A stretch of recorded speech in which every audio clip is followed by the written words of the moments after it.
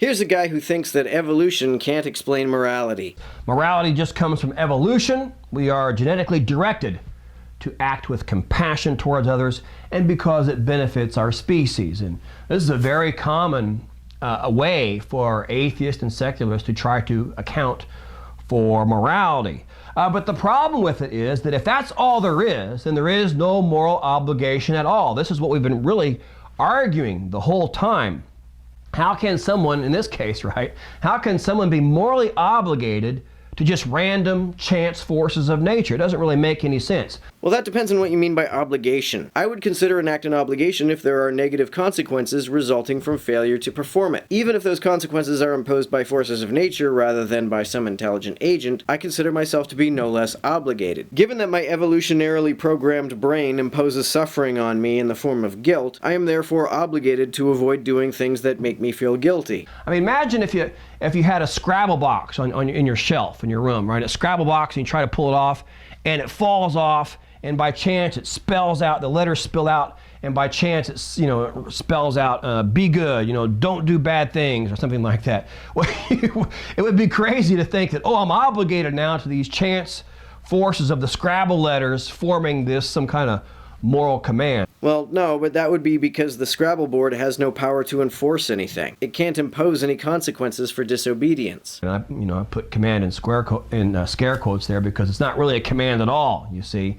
Chance forces can't even make commands. These unintelligent, random, accidental forces of nature, they aren't the kinds of things that could even issue commands. Even if it did result in the Scrabble letters, forming some kind of moral command like that. That's not really a moral command at all, and it can be justifiably ignored. Well, and the same can go for the blind chance formation of DNA too. You see, it's the same kind of thing here. Well, no, it's not the same kind of thing. Ignoring words spelled out by Scrabble tiles has no consequences. Ignoring my conscience does have consequences.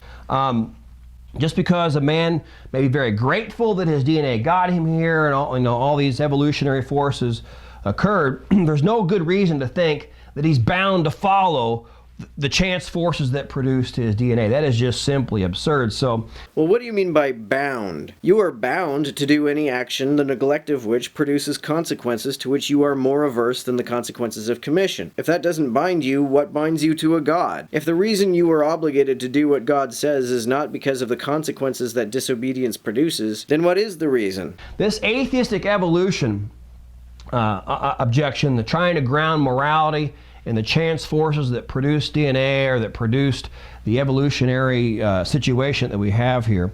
This claim is clearly, I think, an inadequate explanation of moral obligation. It seems to me that what this guy is looking for is more than an explanation. An explanation of morality would simply be one that presents the causes of moral behavior. This guy wants more than that. He wants a justification of moral behavior rather than merely an explanation. I agree with him that evolution doesn't grant that, but I don't think theism grants it either.